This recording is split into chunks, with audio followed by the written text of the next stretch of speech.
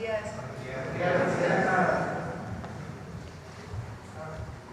Bien, ¿ustedes cómo están? Me da gusto verlas. Bueno, el día de hoy vamos a hablar sobre infraestructura, en particular de todas las obras estratégicas de agua. Está con nosotros Efraín Morales, director general de la CONAGUA, de la Comisión Nacional del Agua. Está Aaron Mastache, que es subdirector general de Infraestructura Hidroagrícola de CONAGUA. Felipe Satarain, subdirector general de Agua Potable, y Jesús Heriberto Montes, gerente de Aguas Superficiales. Y al cierre de la conferencia de hoy está Miguel Elorza con el detector de mentiras. Bueno, nos va a presentar Efraín cómo vamos en los programas estratégicos y al final de su presentación nos va a informar de un caso en Chihuahua que el día de ayer se recuperó una cantidad de metros cúbicos muy importante que estaba utilizada para uso privado sin permiso y lo que pasó a partir de ese proceso. Entonces, Efraín, por favor. Sí. ¿Acá? Sí, mejor aquí.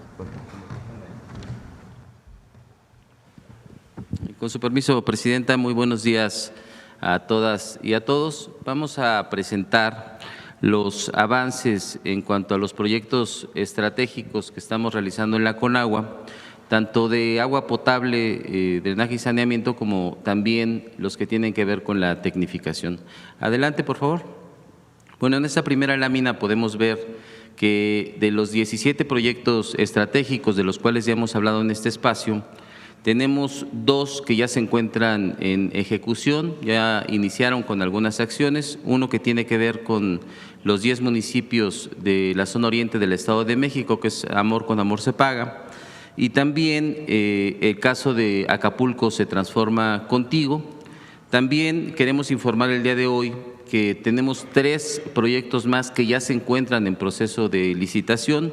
Nos referimos al acueducto de Ciudad Victoria, a las redes troncales de agua saludable para la laguna y también algunas obras de protección que se están ya licitando para realizarse en el estado de Tabasco. Tenemos también 3 obras que vamos a publicar para su licitación la siguiente semana. Una parte corresponden a los proyectos de la zona metropolitana del Valle de México. Uno más es el acueducto de… otro más es la presa del Tunal y otro más es el de agua para Colima. Adelante, por favor. Bueno, aquí en cuanto al proyecto de Acapulco se transforma contigo, que contiene 9 acciones, hay una que ya se encuentra en ejecución, que es la construcción del cruce del acueducto Papagayo 2 sobre el río de la Sabana, y también el desasolve que se está llevando a cabo en el río de la Sabana y en canales pluviales de San Agustín y de la Bahía. Si podemos pasar, hay uno más que ya se encuentran en proceso de licitación, que es el reforzamiento de los bordos. Esto implica 7 kilómetros en los que se van a realizar obras de protección contra inundaciones. Adelante, por favor. Bueno, aquí podemos ver cómo ya se encuentra en desarrollo una obra que es muy importante para Acapulco, que es el cruce del río Papagayo 2 y el cruce de la Sabana. Recordar que derivado de las afectaciones del huracán John, esta afectación fue la que interrumpió el suministro de agua potable prácticamente durante un mes en el puerto de Acapulco. Lo que se está haciendo es profundizar la colocación del colector para que en caso de que haya una creciente del río no se lleve los tubos como ocurrió en esta ocasión. Es una obra de adaptación a las condiciones climáticas. Adelante, por favor. Bueno, aquí tenemos un video de los trabajos que se están realizando para el desasolve del río La Sabana. Como pueden ver, se tiene una gran cantidad de maquinaria en el sitio. Uno de los objetivos principales es realizar esos trabajos lo antes posible para que en caso de que haya un fenómeno natural, pues no se sufran afectaciones como ocurrió anteriormente. Siguiente lámina, por favor. Y bueno, aquí podemos mostrar algunas imágenes que dan cuenta del estado que guardan los canales pluviales, en donde no solamente se tiene asolvado, sino también, como pueden ver en la imagen, hay una gran cantidad de residuos sólidos, de basura. En la siguiente lámina lo que podemos observar es cómo se estuvieron realizando estos trabajos y al final es una muestra de cómo están quedando después de estos trabajos, después de esta intervención. Esta obra también es muy importante porque va a evitar inundaciones en la parte de la bahía de Acapulco. Adelante, por favor. Y bueno, aquí mostrar una obra que es muy importante, que es una obra también muy representativa. Estamos viendo el colector de Chalco. Como pueden ver, se trata de una intervención pues bastante amplia. Ya prácticamente se ha terminado la colocación del tubo. Se está trabajando en dos tramos. Un tramo que es a cielo abierto, que ya tenemos al 92%. Y otro tramo que se está realizando con una tecnología de microtúneles. Es una obra muy importante para el municipio de Chalco y va a quedar concluida de manera funcional el 31 de mayo. Estamos ya prácticamente en los detalles finales de la colocación del tubo y después vamos a tener una etapa para poder realizar las obras complementarias que tienen que ver con los confinamientos, con sustituir la superficie de rodamiento y también colocar algunos elementos que fueron retirados del trolebús, del Metrobús. Adelante. Otra obra muy significativa dentro de los 10 municipios del Estado de México es la que tiene que ver con la puesta en marcha de pozos en el municipio de Ecatepec. Como lo anunciamos en este espacio, el objetivo era la rehabilitación en 2025 de 24 pozos. Hoy podemos informar a ustedes que de estos ya tenemos 20 pozos en funcionamiento. Es un trabajo que hemos estado realizando de manera coordinada con el gobierno del estado y el municipio.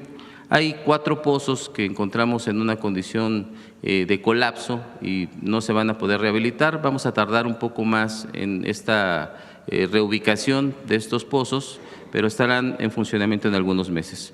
Y bueno, algunas imágenes de cuál es el estado en el que están quedando ya estos pozos rehabilitados. Adelante, por favor. En cuanto al resto de las acciones que se están llevando a cabo en estos 10 municipios del Estado de México, podemos decir que ya tenemos 12 acciones de las 101 que platicamos en este espacio en ejecución. Ya tenemos 12 acciones más en licitación. En este momento se están llevando a cabo los concursos y en unos días más vamos a iniciar. El resto se encuentran en la elaboración de los proyectos. Como pueden ver, es un proyecto en el que se ha avanzado con velocidad. Adelante, por favor. Y bueno, este es un elemento muy importante. Como ustedes saben, en el mes de enero, nuestra presidenta, la doctora Claudia Sheinbaum, convocó a las gobernadoras y gobernadores, a las y los presidentes municipales de todo el país, para solicitar que un fondo que reciben los municipios, que es muy importante, que es el FAIS, cuando menos el 30% se destinara para temas de agua. Hoy queremos informar el avance de estos proyectos. Hasta el momento hemos recibido en la Conagua ya 1,622 planes de los casi 2,400 de los que se compone el país. Queremos decirles que en la combinación de estos proyectos ya se tienen registrados en plataforma 5,848 millones que han solicitado los municipios para realizar proyectos de agua. Y esto implica la conciliación únicamente de 564 planes, por lo cual en los próximos días esta cifra se va a incrementar de una manera significativa. También señalar qué representa esta inversión, qué significa para la gente, qué significa para los municipios.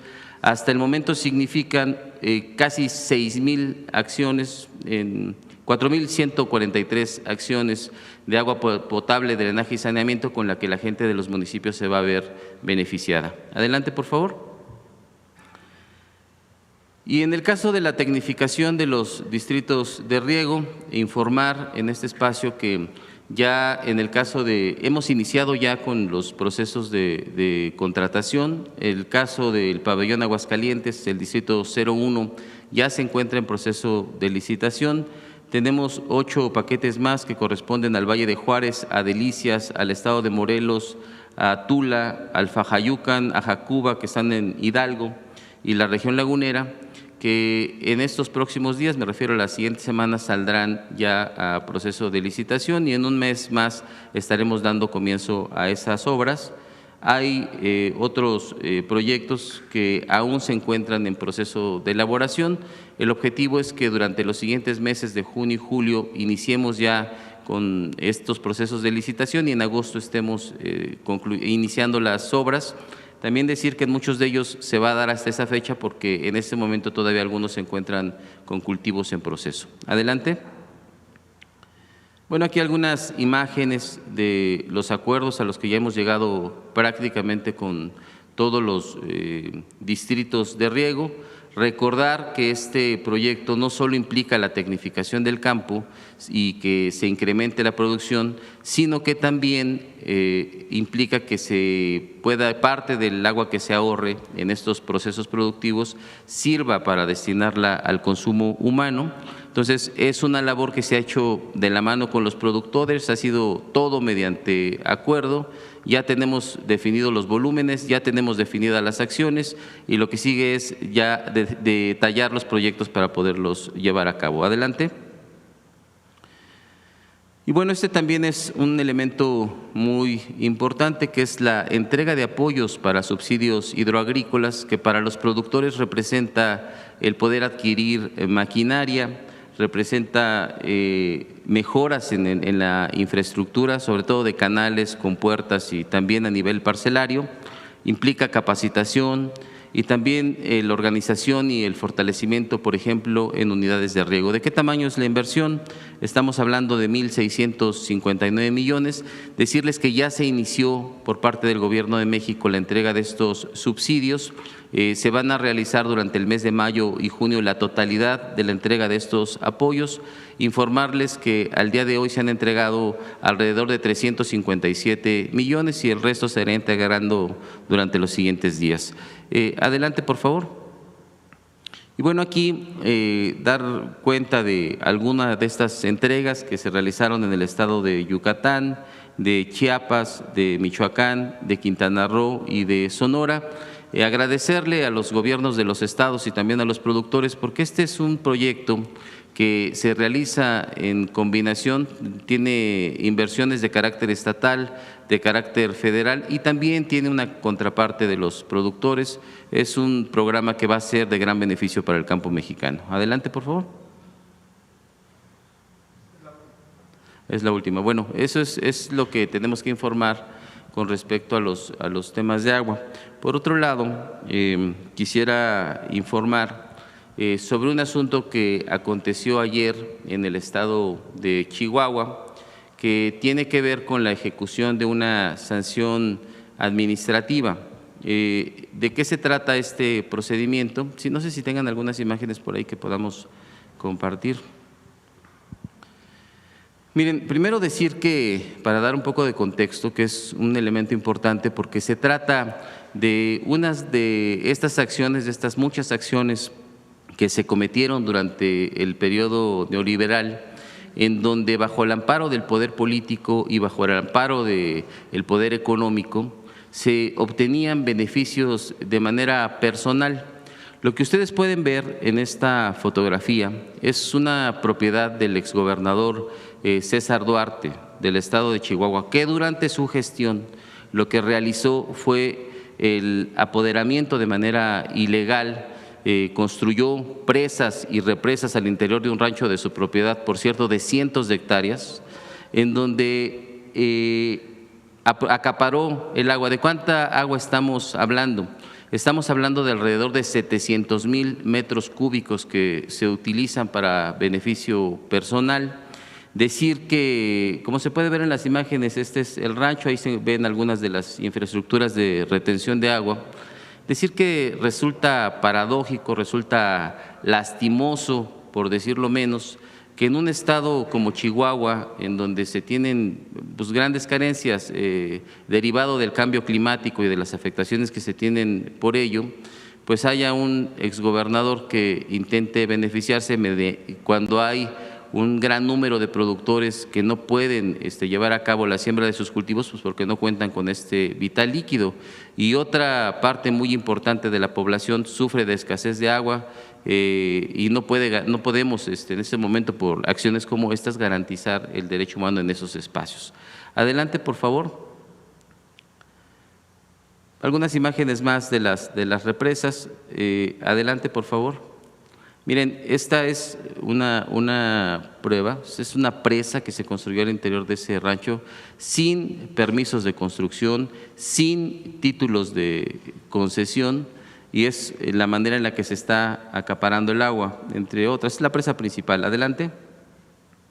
Bueno, también detectamos que no solamente se estaba aprovechando de las aguas superficiales, sino que al apersonarse personal de Conagua, encontramos que también se tenían pozos que se estaban utilizando de manera ilegal sin concesión alguna. Entonces fueron clausurados el día de ayer. Adelante, por favor. Miren, son imágenes de una presa. Me gustaría que vieran ese video. Informe de cómo fue el procedimiento. Sí. Esta es la acción de la Conagua el día de ayer. Como pueden ver, pues es una acción que lo que hace es ya regresar una parte del agua al cauce del río. Otra cosa que queremos resaltar, que es increíble que siga sucediendo, son los tiempos. Miren, ¿cuál fue el procedimiento? Nosotros el día lunes llevamos a cabo, la Comisión Nacional del Agua llevó a cabo una notificación en donde se le informó que se iba a llevar a cabo la ejecución de este procedimiento administrativo para derribar estos 5 represos y también la presa.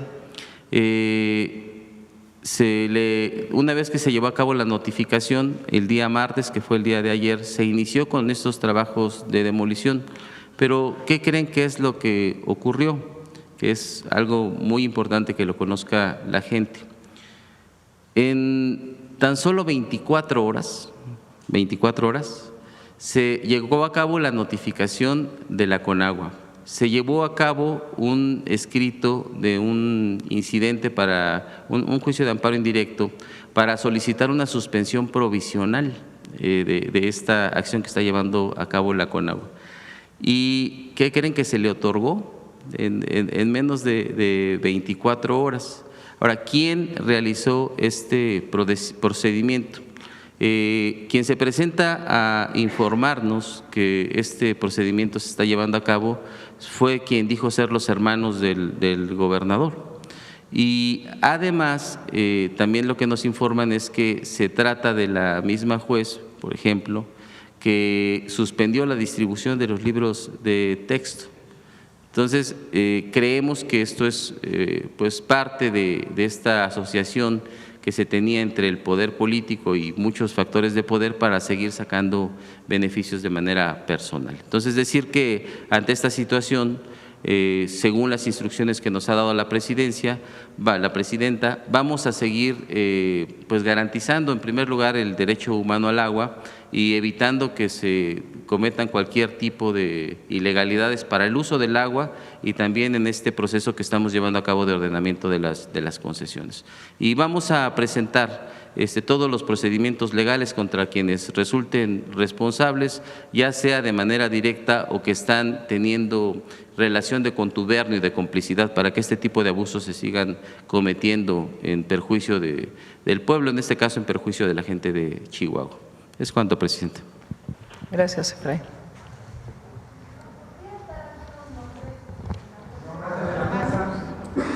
El nombre de la jueza. Y sobre todo detallar cuántas represas o qué es todo lo que encontraron en el rancho, por favor. ¿Quieres comentar cuántas represas había y cuántas? ¿Qué tiene costo estimado? Se trata, el nombre de la jueza es Madi Estrada y se trata de una infraestructura de 5 represas y de una presa principal, como lo pudimos ver en las imágenes, además de un pozo que también se muestra en las imágenes. ¿Los nombres de las personas que interpusieron la suspensión? extensión? No, o sea, en realidad no lo tenemos en su momento, lo vamos a dar a conocer porque se van a presentar todos los procedimientos legales correspondientes. Van a ser denunciados. ¿Están detectados o están analizando? Sí, es un tema importante. Miren, parte del proceso de ordenamiento de las concesiones y del uso legal del agua tiene que ver con una revisión que se está llevando a cabo de todos los títulos de concesión y de los aprovechamientos, aunque no se tengan títulos porque hay muchos que se utilizan de manera ilegal. Decirles que no es un caso único, nosotros tenemos ya más de 2,000 verificaciones, de las cuales ellas más de 250 han terminado ya en clausuras. Seguramente en algún momento tendremos oportunidad de que las puedan conocer en este mismo espacio y las iremos informando, pero se trata de una actividad que está realizando la Comisión Nacional del Agua de manera generalizada en todo el país. Se está realizando en varios estados y sí se está realizando de manera importante en el estado de Chihuahua, como lo comenté. Seguramente en algún momento vamos a dar a conocer algunas de estas actividades que se están desarrollando y que pues son muy representativas de este uso ilegal que se daba en muchos espacios. ¿No? Es un abuso. ¿Qué tipo de represas? O sea, estamos hablando de recursos de públicos, privados, o sea, ¿cuánto costaría precisamente hacer ese tipo de represas? Esta parte de los estimados y las cuantificaciones ya forman parte de los procesos legales que vamos a continuar y que vamos a emprender. Entonces, en su momento lo informaremos. Sí, por supuesto. Claro, el uso ilegal del agua en sí mismo es un delito. Entonces, hay delitos y hay responsables que están participando en cometer estos delitos. Se trata también de, que es importante señalarlo, de un tema de contubernio. Es un tema en el que participan varias personas para sacar un beneficio personal en perjuicio de la gente. Entonces, claro que hay delitos y claro que vamos a proceder a fondo. ¿Con agua de ahí del Estado? No, en realidad esto se trata de una infraestructura que se construyó al interior de un rancho, como ya lo mencioné, de cientos de hectáreas, propiedad del exgobernador, presumiblemente en el periodo cuando él era el responsable del Ejecutivo local. Entonces, es la información que tenemos hasta el momento, seguramente vamos en los próximos días a detallarla. Gracias. Pues este es parte de, la verdad, el extraordinario trabajo que está haciendo Efraín Morales y todo el equipo de Conagua, además de las obras estratégicas, del trabajo muy importante de tecnificación de riego agrícola, que es de donde nos va a permitir tener agua para consumo humano, es decir, ahorrar agua para riego, para consumo humano, y es un trabajo muy, además de técnico, pues de mucho consenso social, porque se está trabajando con los distritos de riego para que estén de acuerdo en que se lleven a cabo estas obras. Entonces, hay un avance sustancial muy importante, además de los proyectos estratégicos. Y el otro tema que platicamos desde el principio del gobierno es que se están poniendo en orden las concesiones. Había 3 sistemas de registro de concesiones, que incluso esto lo platiqué en su momento en la transición con el presidente López Obrador. Él me dijo, ojalá se pueda poner en orden todo esto porque a nosotros ya nos dio tiempo. Recuerden que cuando entró el presidente López Obrador se quemó un piso de la Conagua donde estaban todos los archivos de las concesiones, casualmente. Y ahora pues lo que se ha hecho es un trabajo muy detallado de cada concesión, irla a revisar, si tiene registro que es concesión para riego, pero en realidad se está utilizando para utilizar el agua para un desarrollo habitacional, pues se está obligando a que registren de nuevo su título para que tengan que pagar el agua, porque el agua para riego no tiene costo, no tiene pago de derechos. Pero si esa agua que no tiene pago de derechos se está utilizando en un desarrollo habitacional y ese desarrollo habitacional sí paga agua, pues entonces ¿a quién se le está pagando? Entonces, desde esos temas hasta estos otros. Fíjense, esta cantidad de agua, que son 700,000 metros cúbicos, está en la cuenca del acuerdo de 1944 con Estados Unidos. Es el uso privado de un recurso nacional sin permiso, sin concesión. Se hace un trabajo legal de notificación primero. Cuando se notifica no se puede justificar y entonces se entra para poder hacer que esa agua pues sea un bien público. Y entonces llega un amparo en 24 horas, rapidísimo, que otorga una juez que es la misma juez de los libros de texto, que no permitió que se distribuyeran los libros de texto en Chihuahua.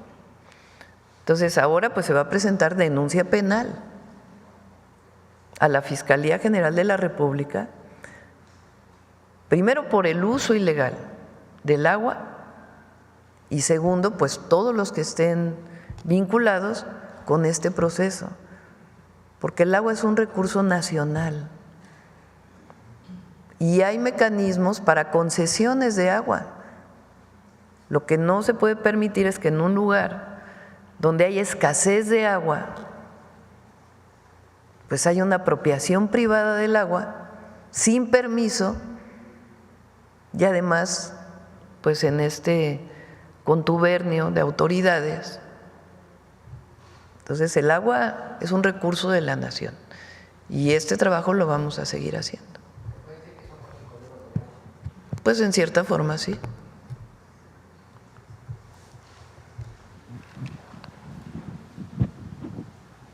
Buenos días, Presidenta. Hans Salazar, de Noticiero en Redes.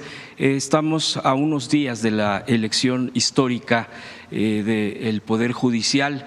En este momento hoy podremos todavía hablar sobre este tema, preguntarle cuál es su sentir en estos momentos, a unos días de esta cita histórica, si hay preparado algún… Pues sí, la seguridad pues, de ese día, un dispositivo especial, ¿y dónde votaría usted?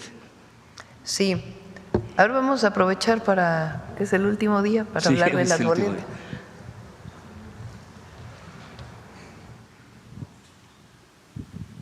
A ver si me ponen las 6 boletas.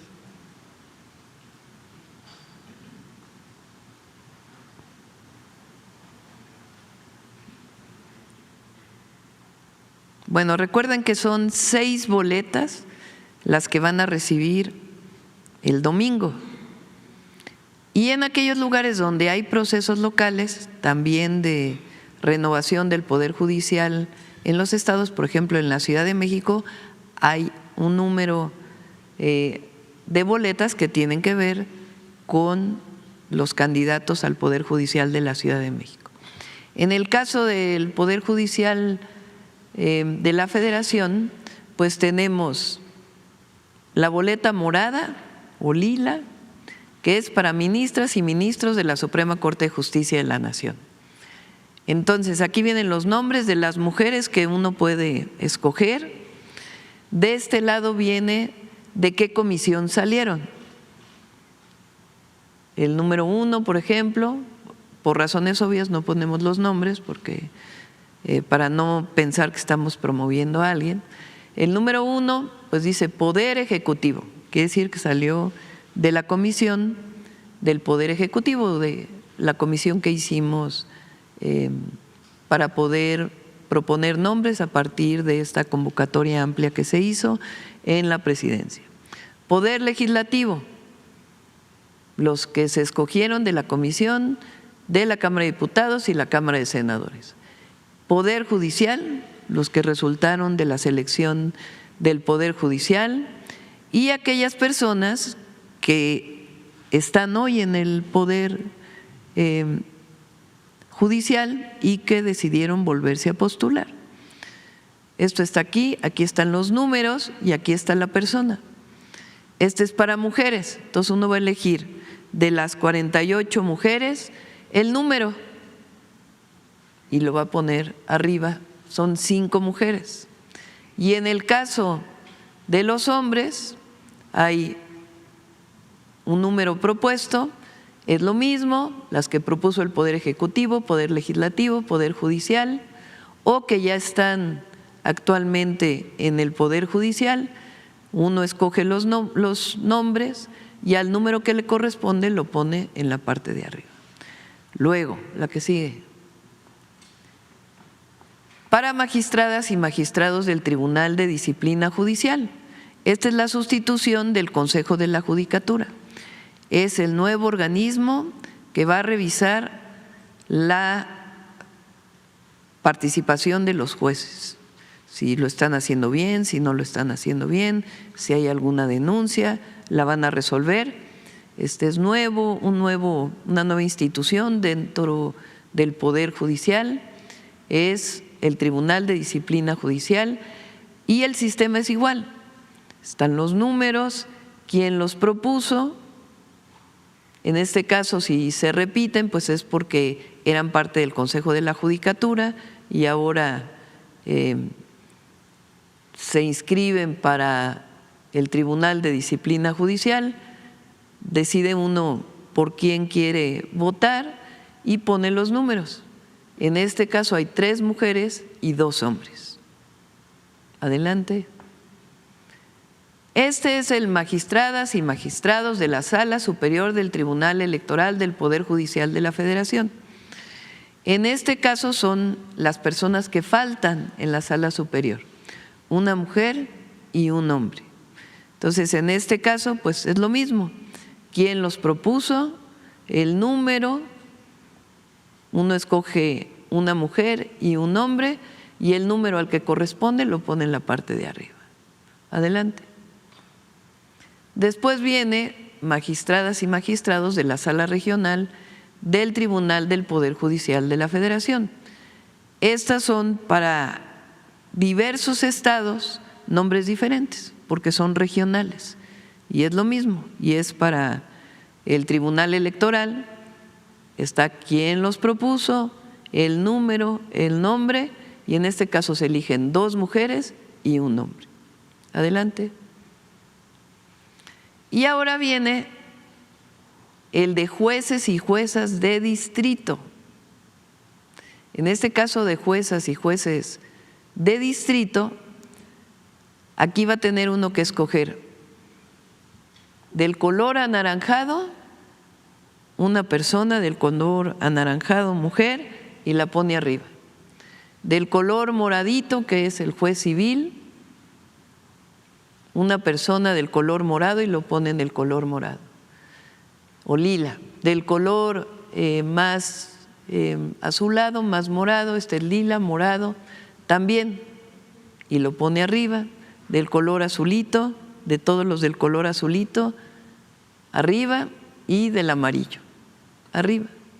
E igual para las mujeres y para los hombres. Esta es la manera en que vamos a votar el próximo domingo. Por eso uno tiene que llevar, pues estudiar previamente por quién va a votar, para que uno pueda decir, bueno, pues de lo que hemos estudiado, estas son las personas por las que queremos votar. Esta es la muestra de las boletas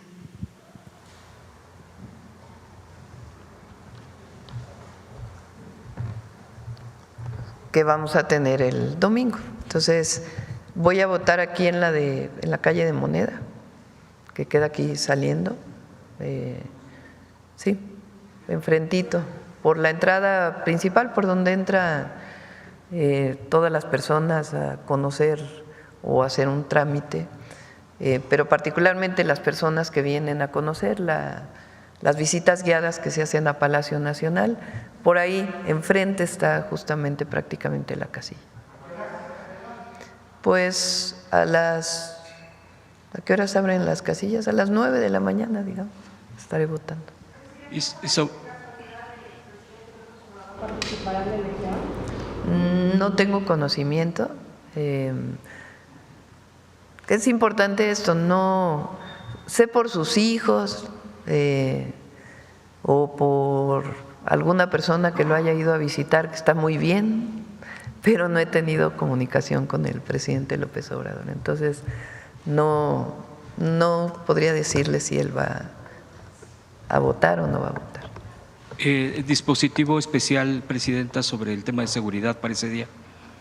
Sí, se está… bueno, hay, digamos, 2 votaciones que se van a llevar a cabo este domingo. Una para el Poder Judicial en todo el país, en algunos estados también el Poder Judicial estatal, y en particular en Veracruz y en Durango se va a llevar a cabo la votación para presidentes y presidentas municipales. En particular en Durango y en Veracruz pues va a haber mayor presencia de la Guardia Nacional, pues para garantizar que no hay ningún problema durante la elección. Ya está la Guardia Nacional en estos 2 estados y en el resto de los estados, con el despliegue normal de la Guardia Nacional, pues van a estar vigilando y además pues van a vigilar los paquetes, como normalmente se hace, que se lleven de la casilla al centro en este caso de escrutinio y cómputo, que va a ser en los consejos distritales. Y respecto a la oposición, Presidenta, que ha estado continuando pidiendo el boicot o convocando a no votar, por lo menos a no votar, e incluso una televisora, la televisora TV Azteca particularmente, incluso se ha volcado a pedir que no votar porque pues toda una serie me parece a mí, de falsedades en torno a este tema, porque obviamente desde un principio se opusieron y porque pues todo esto del Poder Judicial tiene una consecuencia de cómo ha sido controlado, cómo ha sido cooptado en la historia misma del país. Yo preguntarle, Presidenta, ya hoy que puede decir, expresarse al respecto, ¿qué le diría a la población? ¿Cuál sería su mensaje previo a esta elección? Y también si algunas palabras le diría a la oposición en esta postura que están teniendo de decir, denostando la elección y diciendo que esta elección que viene, donde se va a poder votar abiertamente, es lo más antidemocrático que puede haber. Bueno, a la gente, al pueblo de México, a todas y a todos, salgan a votar. Es muy importante la elección del domingo, que participen libremente, lo que decidan por quien quieran votar. Pero participen, es muy importante que haya una participación masiva en la elección. Y van a votar millones de personas el próximo domingo. Es mejor que vote millones de personas a que decida la presidenta con el Senado de la República. Las personas que vayan a votar van a decidir quién va a ser el Poder Judicial. Y quienes resulten triunfadores en esta elección, que resulten elegidos por el pueblo, elegidas, pues van a responder al pueblo. Esa es la gran diferencia. Entonces hay que salir a votar. Y a la oposición, que llama a no votar, pues más bien es que reflexionemos, el pueblo de México, ¿quién es más antidemocrático? ¿El que llama a que todos elijamos el Poder Judicial o el que llama a no votar? ¿Quién es más democrático? Tiene que ver porque la acusación, fíjense que está muy enredada el argumento, ¿no? Si la presidenta hubiera querido decidir a los ministros de la Corte, pues nos hubiéramos quedado como antes. ¿Para qué tanto relajo? Antes era que la presidenta enviaba antes eran los presidentes, ¿verdad? Porque no había habido una presidenta. Pero los presidentes mandaban una terna y el Senado decidía de esa terna, con las 2/3 partes, a quién de esos 3 iba a ser ministro o ministra.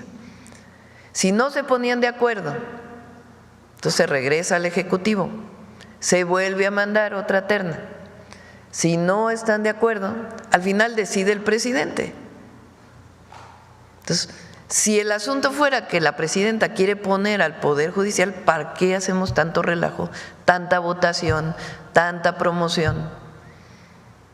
No, es completamente distinto. Estamos renunciando, estoy renunciando como presidenta a decidir quiénes son los ministros para que el pueblo de México elija. Esa es la gran diferencia. Entonces, los argumentos de estas personas o de las personas que están llamando a no votar porque supuestamente la presidenta va a decidir, pues son absurdos. El problema, pues es que se les quita a ellos un poder que todavía tienen sobre el Poder Judicial. Las personas que no pagan impuestos y que se amparan y se reamparan y se vuelven a reamparar y a requete que amparar para no pagar impuestos, pues claro que no quieren que la Corte ahora pues responda al pueblo, porque hoy tienen control sobre algunos, pues ya no. ¿Quién va a decidir sobre los temas en el país? Pues los nuevos ministros y ministras. ¿Que quién los eligió? El pueblo de México. Van a tener mucho más libertad. Y al final lo que queremos es que haya justicia en el país. Que la justicia no sea para los que tienen dinero y no para los que no tienen dinero. Vean el caso de Chihuahua. Como hay una persona que tiene influencias, pues entonces consigue un amparo en 24 horas para que se le proteja de un acto ilegal, el robo del agua, que no tiene otro nombre. No, lo que queremos es que el rico, el pobre, que el que vive en el norte, el que vive en el sur, que todas y todos tengamos el mismo acceso a la justicia. Esa demanda viene desde los sentimientos de la nación de Morelos. Entonces, vamos a tener un mejor poder judicial. Presidenta, sobre el tema de la CENTE, usted ya ha tenido una postura muy clara todos estos días, ellos también se han manifestado, a pesar de que hay molestias de la gente y que también hay que decirlo, bueno, por lo menos desde mi punto de vista, han tenido luchas históricas de la CENTE y eso no se puede tampoco quitar del renglón, a pesar de incluso a veces hasta llegar a la confrontación que también ya se ha comentado aquí, y que pues ellos han manifestado, se han movilizado, ha habido pues expresiones diversas, pues de lo último que yo he leído, porque pues hay que estar muy al pendiente de cuáles son las posturas, de acuerdo a lo último es que no se oponen a la elección, pues que no van a hacer un boicot al respecto. El día de hoy entiendo, bueno, pues sigue en pie la reunión de las 11 de la mañana en la Secretaría de Gobernación. Preguntarle, Presidenta, en este contexto ya se han planteado muy claramente, ellos dicen la derogación de los cambios que se hicieron a la ley del ISSSTE del 2007, el tema también de los recursos, en fin, en este contexto, ¿y usted ve algún viso de acercamiento de puntos el día de hoy? Si le han informado por parte de Gobernación o de alguna otra dependencia, si los profesores están listos para asistir al rato, ¿qué perspectiva tiene, Presidenta, el día de hoy con respecto a la CENTE? Lo que sabemos es que aceptaron la mesa y que hoy se van a presentar en la Secretaría de Gobernación y pues ahí se va a buscar un esquema pues de, bueno, primero diálogo, que es muy importante, y segundo, pues algunas medidas que pueden seguir ayudando a los maestros en la medida que el presupuesto público alcance. Entonces, vamos a esperar al día de hoy y esperemos pues que se haya una salida al plantón que tienen aquí en el Zócalo. Nosotros, como siempre lo hemos dicho, el diálogo está abierto y los acuerdos a los que yo me comprometí con todo el Magisterio Nacional y esta puerta de diálogo y algunas demandas que también hay en los estados que se están atendiendo. Entonces vamos a esperar a al diálogo de hoy. Esperemos que ya sea un espacio de salida. Por último, Presidenta, la reunión que tuvo ayer con los padres de los 43 de Ayotzinapa, si nos puede platicar algo al respecto, que es al final de la reunión pues hubo incluso este tipo de declaraciones donde hay un reconocimiento al esfuerzo que está haciendo para encontrar a los jóvenes, digamos así tal cual, porque bueno, siempre hay este tipo de versiones, incluso algunas muy desafortunadas, pero decían también tiene una postura de que también debe de haber algún tipo de cambio en algún funcionario, concretamente el fiscal especial. ¿Qué nos podría comentar al respecto? Y le agradezco las respuestas. Fue una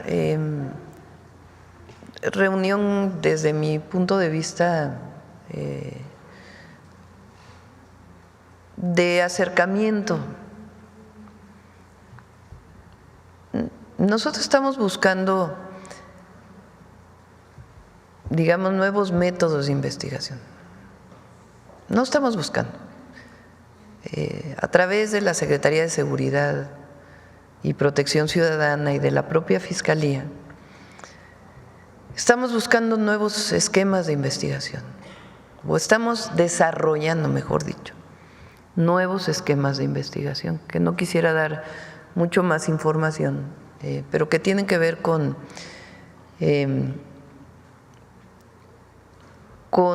esquemas de investigación diferentes a los que se han seguido hasta ahora. Y hemos estado en contacto con los familiares, con las madres y los padres, para explicarles cuáles son. Y eso nos está dando mucho más información.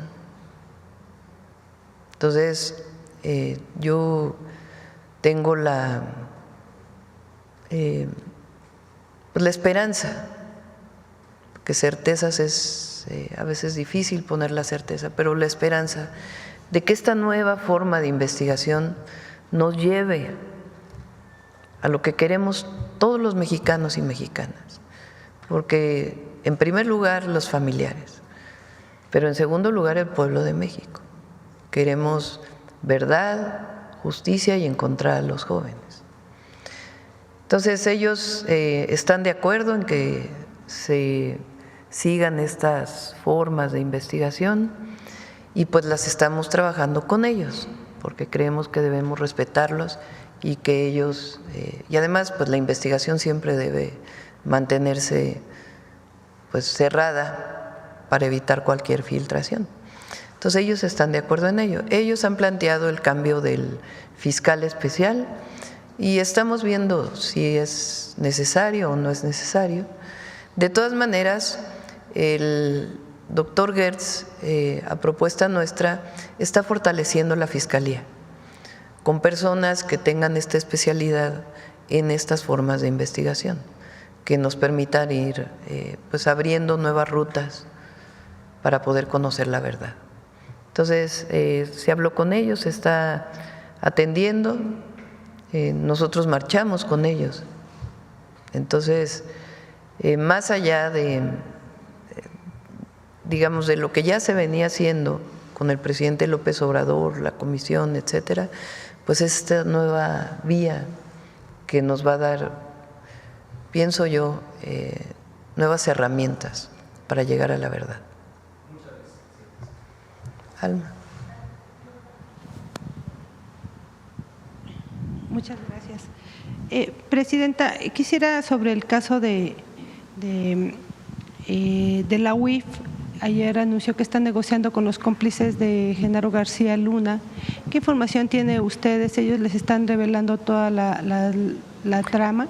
Sí, no, esto que se informó ayer no tiene que ver con las responsabilidades y que se siga con el juicio para las responsabilidades de García Luna y su red de complicidad. Ese sigue su camino. El tema es esencialmente cómo se regresan los recursos. Entonces ahí es donde hay este espacio de negociación de cuántos recursos y cómo se regresan estos recursos. Pero es independiente de que se siga la investigación y la responsabilidad. Recuerden que es un juicio civil. no es penal en este caso. Entonces, en este juicio ya se reconoció por parte de la juez que en efecto hay responsabilidades de García Luna y sus cómplices, y mientras sigue el juicio se están viendo las posibilidades para el regreso de los recursos a la Federación para ser utilizados para beneficio público. ¿Habría la posibilidad de que parte de los cómplices o los que están los dueños de las empresas pudieran tener una reducción de pena? No lo sé. Es parte de esa juicio negociación. civil el penal pues ese sigue su camino. Sí, por el otro lado, sobre el domingo, ¿usted va a ir a Acapulco a un evento de la Secretaría de Marina? Sí, es el aniversario de Secretaría de Marina, entonces terminando de votar nos vamos a ir a Acapulco para pues celebrar este aniversario o conmemorar este aniversario. Sí, perdón. Sobre la elección judicial, ¿ustedes han recibido algún reporte de focos rojos? ¿Tienen alguna preocupación en particular? No hay focos rojos en particular.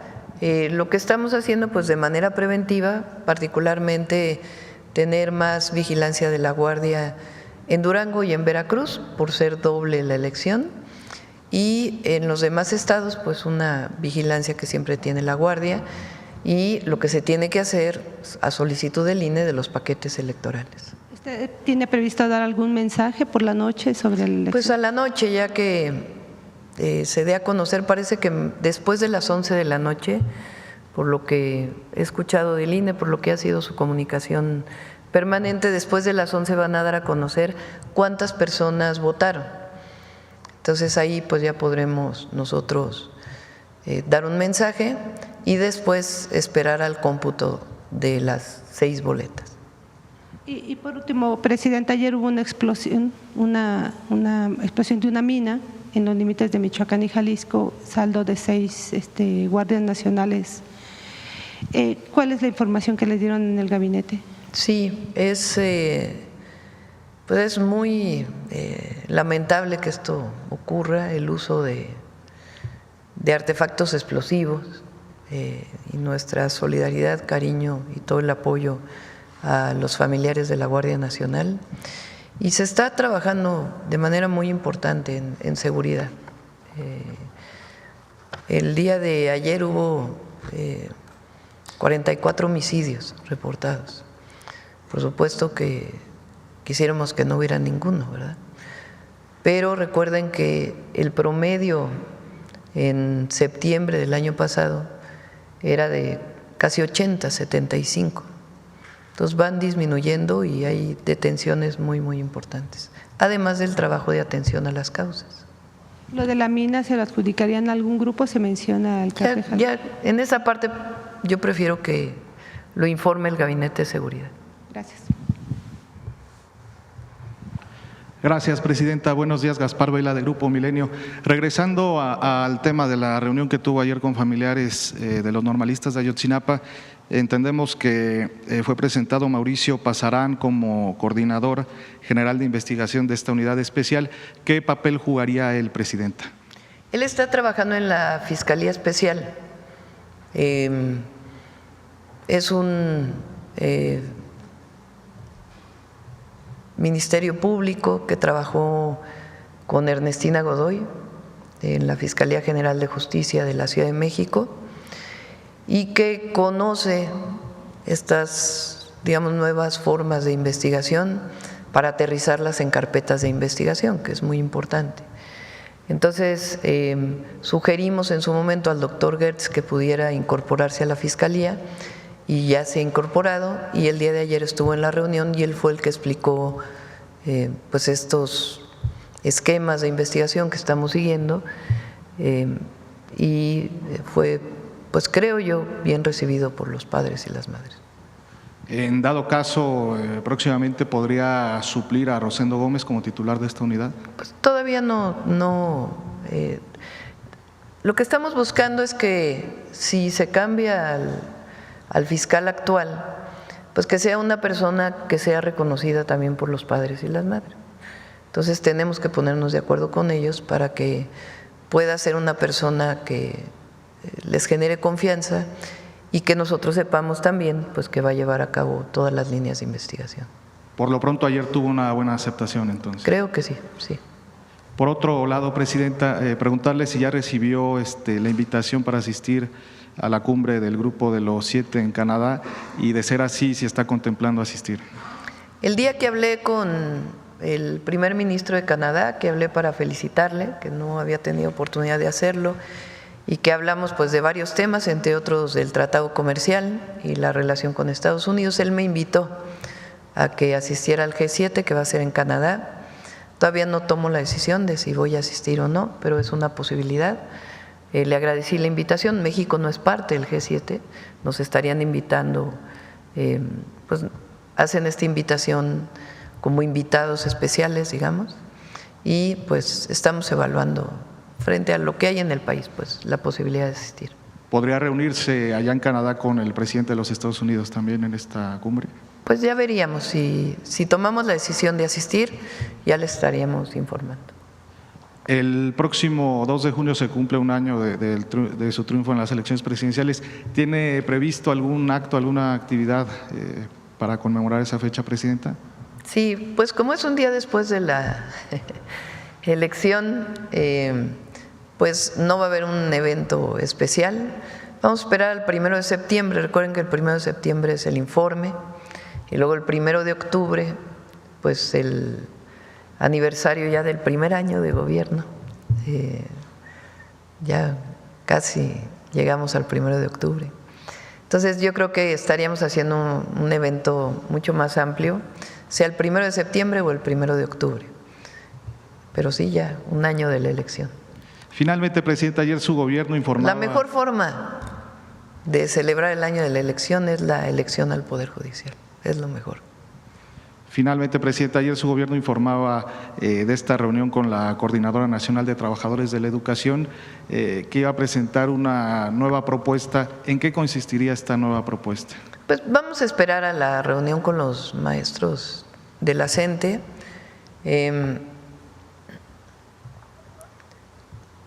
No tiene que ver con, digamos, nosotros, yo creo que esto tiene que quedar claro. Nosotros no estuvimos nunca de acuerdo con la reforma del 2007 a las pensiones. ¿Bajo qué mecanismo se está echando para atrás la injusticia de la reforma del 2007? Uno, hasta ahora congelando la edad de jubilación para los que se quedaron en el 10º transitorio, es decir, para los que siguen en el régimen anterior, pero que injustamente se les fue subiendo la edad. Entonces, por lo pronto y por temas de presupuesto, se congela la edad. Y para el caso de todos los que están en cuentas individuales de las AFORES, lo que se hizo en el último periodo del presidente López Obrador fue el Fondo de Pensiones para el Bienestar, que les regresa una pensión justa y solidaria, porque aporta el presupuesto público al Fondo de Pensiones para el Bienestar y otros esquemas de financiamiento. Entonces, hoy los maestros y las maestras cuentan en monto con una pensión mucho más justa que la que fue la reforma del 2007. Si ganaban 16,000 pesos y se jubilaban con 4,000, pues ahora se van a jubilar con los 16,000 gracias al Fondo de Pensiones. Entonces, eso es lo que nosotros decimos, que es una forma que se hizo en el último semestre del sexenio del presidente López Obrador para echar para atrás la reforma del 2007. Pero ahí hay algunos temas en donde todavía podemos seguir platicando. Y seguir platicando también. No se trata de cerrar la puerta del diálogo, sino que ellos tengan, que ellos levanten pues su movilización, que se pueda regresar a clases y nosotros seguimos platicando con ellos. No es algo que se cierre. Entonces yo esperaría mejor a que tuvieran la reunión hoy y ver si es una salida, algunos temas que estamos planteando, y si es así, pues ya lo informaría. Muchas gracias, Presidenta. Sí. Bueno, a ver acá para terminar de este lado y ya nos vamos para acá. Muchas gracias, Presidenta. Buenos días. Jimena Mejía, de Grupo Imagen. Quiero consultarle los avances que hay en las mesas de trabajo con los colectivos de madres buscadoras para incluir sus propuestas en la Ley General en materia de desaparición. Esto porque ayer el coordinador de los diputados de Morena, Ricardo Monreal, anunció, o más bien se prevé, pues las 2 fechas del periodo extraordinario, que incluye 22 iniciativas y que también está propuesta esta. Sí, hay mucho avance ya. Si quieren, la próxima semana le pedimos a Rosa Isela y a Arturo Medina que nos vengan a informar cuáles son algunas de las modificaciones que plantearon los colectivos y que van a ser incorporadas. Okay. Consultarle sobre las investigaciones que presentaron ahorita de Conagua. ¿Hay registro de otros gobernadores que hayan aprovechado sus cargos para tomar agua para su uso personal y familiar? Se está revisando, no hay en particular de algún exgobernador. El caso de Chihuahua pues es increíble, pues, con tanta escasez de agua y la apropiación privada. Entonces, a la hora de revisar, y también hay muchas denuncias de la ciudadanía, entonces la revisa Conagua, se hace el procedimiento administrativo y si están fuera de norma, pues se hace la recuperación. Ahora se notifica y las personas pues tienen la posibilidad de decir, bueno, sí, no estaba en regla, me pongo en regla. Pero en este caso no fue así. Gracias, Presidenta.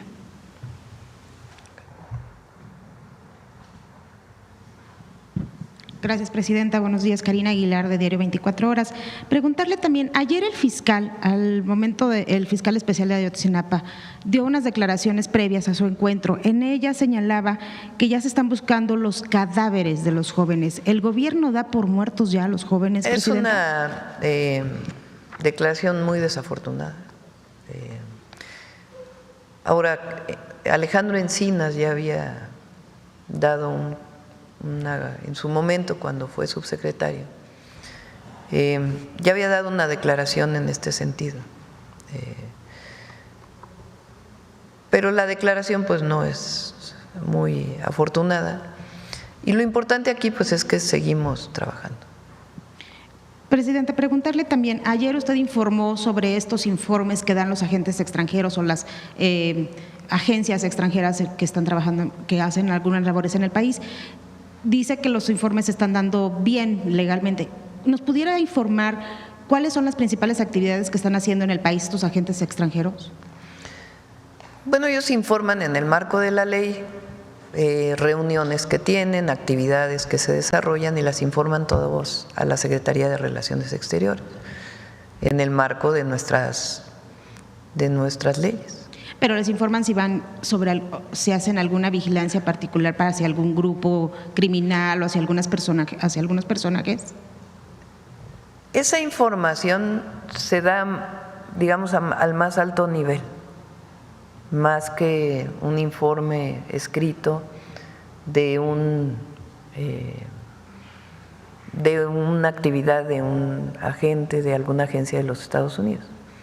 Si hay información que tiene alguna agencia de los Estados Unidos, el Departamento de Estado, mismo la Agencia de Aduanas y Migración de los Estados Unidos, que tenga que ver con alguna actividad delincuencial o incluso alguna solicitud de extradición, eso se ve en más alto nivel con la Secretaría de Seguridad y Protección Ciudadana o con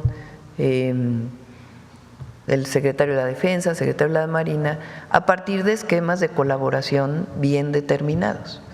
Entonces, esa es, digamos, la colaboración que se tiene en muchos casos de información e inteligencia. Entonces, Estados Unidos informa al gobierno de México de información que tiene de algún grupo delincuencial, el gobierno de México lo checa, se trabaja con la Fiscalía General de la República y se procede en todo caso a alguna operación para alguna detención. Pero son mecanismos establecidos que no tienen que ver, digamos, con… los agentes lo que hacen es reportar, pues me reuní, hice, realicé, en un protocolo que está perfectamente determinado de cómo debe ser esa información. Gracias. ¿Conagua nos pudiera informar de la revisión que están haciendo, ¿cuántos litigios se tienen en este momento en contra de particulares que tienen pues agua a su disposición y también si de los que se han recuperado, cuántos metros cúbicos ya se han recuperado, por favor?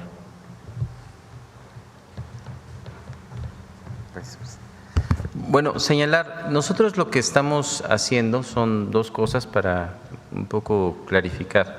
O sea, por un lado estamos revisando absolutamente todos los títulos de concesión uno a uno. Estamos hablando de un universo de 530,000 títulos aproximadamente y de ellos ya llevamos la revisión de más de 300,000. ¿Cuáles son los casos que se han identificado de esta revisión?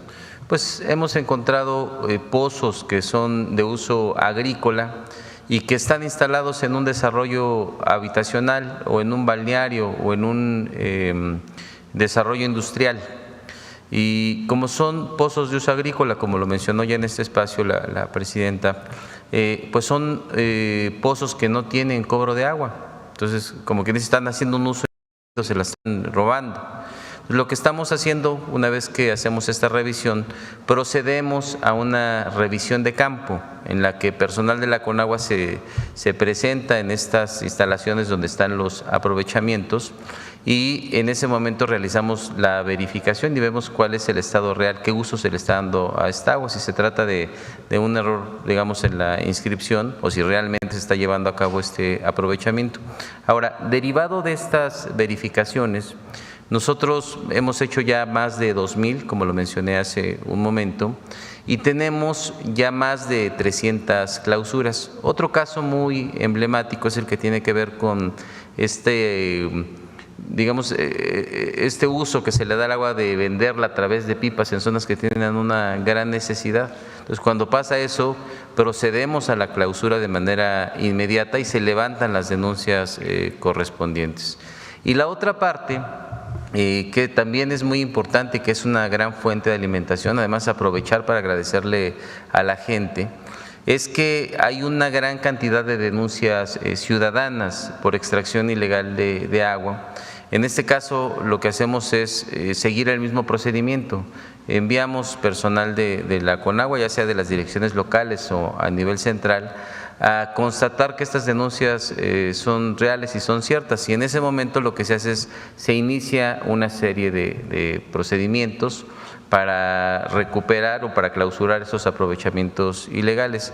Y por lo que respecta al tema de los juicios, nosotros lo que estamos haciendo es un programa de ordenamiento del tema de las concesiones, que es a lo que nos ha instruido la presidenta. Por supuesto, de manera muy enfática, combatir la ilegalidad, combatir el robo del agua, pero también generar procesos de ordenamiento en donde, si no están de manera regular, se puedan ordenar, que puedan seguir con esos aprovechamientos pagando sus derechos, cubriendo con el requisito de que sus descargas sean tratadas, que se ajusten realmente a los volúmenes que se necesitan, que se mida. Entonces es un proyecto bastante laborioso, bastante complejo, hay un gran equipo trabajando en ese espacio y es básicamente el procedimiento que se sigue.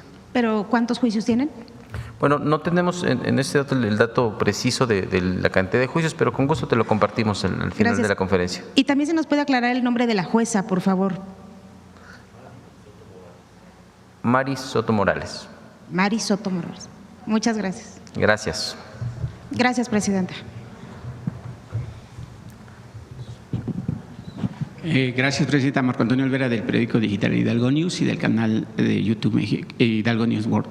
Presidenta, le tengo 3 preguntas. Empezaríamos por el tema del Poder Judicial, que bueno, ya va a ser pronto la elección y ojalá que todo el mundo salga a votar.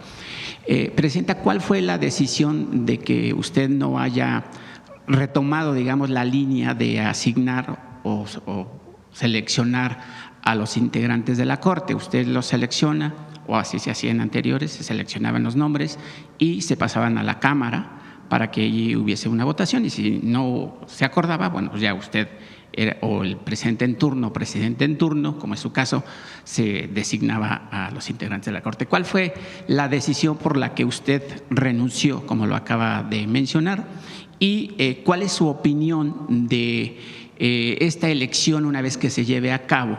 cómo será la justicia en México para los ciudadanos comunes y corrientes, los que viajan en el metro, la pecera, los campesinos, las amas de casa, que muchos de ellos pues son vapuleados y que no han alcanzado a 200 años de la independencia de México una justicia, ni mucho menos como lo soñó el generalísimo Morelos. ¿Recuerdan ustedes que el 5 de febrero del 2024, el entonces presidente López Obrador presentó al pueblo de México 20 iniciativas, 18 constitucionales y 2 de cambios legales, a propuesta para que se pudieran aprobar antes de que él se fuera o después? ¿Qué tiene que ocurrir para que haya un cambio constitucional? Pues que 2/3 partes de la Cámara de Diputados, 2/3 partes de la Cámara de Senadores y la mayoría de los congresos estatales voten a favor de esa reforma constitucional. Así se cambia la Constitución en nuestro país, quedó establecido desde 1917. Una de esas propuestas fue la reforma al Poder Judicial. Como candidata entonces de Morena a la presidencia de la República, podría haber dicho, pues yo estoy de acuerdo en 10 y no estoy de acuerdo en otras 10. Pero estábamos de acuerdo en los planteamientos que hizo el presidente, en particular el de la reforma al Poder Judicial. Entonces, durante toda la campaña estuve planteando en todas las asambleas, todas las reuniones, todos los mítines con todos los sectores, incluso en todas las asambleas hacía yo una votación. ¿Quién está de acuerdo en que a las ministras y ministros las elige el Senado? ¿Quién está de acuerdo en que las elija en votación popular? Y la gente levantaba la mano. Cuando triunfamos el 2 de junio, después vino la calificación de la elección a presidenta, a diputados y a senadores. Recuerden que vino una andanada de la oposición diciendo que iba a haber sobrerepresentación de nuestra alianza, de nuestro grupo de partidos que postulamos juntos a la gran mayoría de los candidatos, que son Morena, el Partido Verde, el Partido del Trabajo. Entonces se hizo la calificación de la elección y se demostró que lo que decía la ley pues era lo que aplicó el Tribunal Electoral para poder determinar quiénes eran diputados y senadores. A partir de ahí pues se aprueban las reformas constitucionales. Al presidente le toca todavía en septiembre, el 15 de septiembre se publica la reforma al Poder Judicial y después se publican otras 2 reformas muy importantes. El paso de la Guardia Nacional definitivo a la Secretaría de la Defensa Nacional y la reforma al artículo 2 constitucional de que los pueblos originarios por primera vez en la historia de México sean sujetos de derecho del México independiente y tengan plenos derechos los pueblos originarios y afrodescendientes. Esas 3 se publican cuando el presidente López Obrador todavía era presidente. De octubre a la fecha, pues nos toca a nosotros otras y otras que presentamos también nosotros, como la igualdad sustantiva de las mujeres y otras reformas constitucionales. ¿Por qué estamos de acuerdo? ¿O por qué el pueblo de México estuvo de acuerdo en que se transformara el Poder Judicial a partir del voto popular? Pues porque no hay justicia.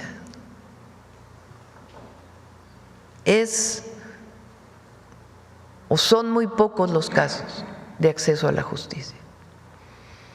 Y la Corte en particular, en los últimos años, pues no solamente no hizo nada frente a amparos de delincuentes, de la delincuencia organizada que obtuvieron amparos o que se les daban amparos y amparos y amparos, tampoco hizo nada frente o fue cómplice, algunos de los ministros, de, por ejemplo, la liberación de las cuentas de la esposa de García Luna o muchos otros temas de permitir que haya impunidad en el pago de impuestos, es decir, que no se paguen impuestos. O temas, por ejemplo, en donde la Corte decidió tomar una posición política en contra del Poder Legislativo de ciertas leyes que por encima de sus funciones evitaron que entraran en función ciertas leyes, como el caso de la eléctrica. Todo eso, más aparte el reconocimiento de la propia presidenta de la Corte, de que en realidad no había carrera judicial, sino que hay puro nepotismo, porque supuestamente hay una carrera judicial donde haces exámenes para poder llegar a juez y luego a magistrado, que eso va a seguir, o sea, la carrera judicial para quienes son parte del Poder Judicial. Pero ya la decisión definitiva de quién es juez o quién es magistrado, quién es ministro, pues es del pueblo de México. Entonces, ¿cuál carrera judicial si es puro dedazo de amigos, primos, hermanos? Si no, ¿cómo se explica que la mitad del Poder Judicial sean amigos, primos, hermanos de los ministros, de los magistrados, de un estado, de otro estado? Entonces, la decisión de renunciar, porque es eso, porque yo podría haber dicho, no, sí soy candidata de Morena, pero no estoy de acuerdo con la reforma al Poder Judicial.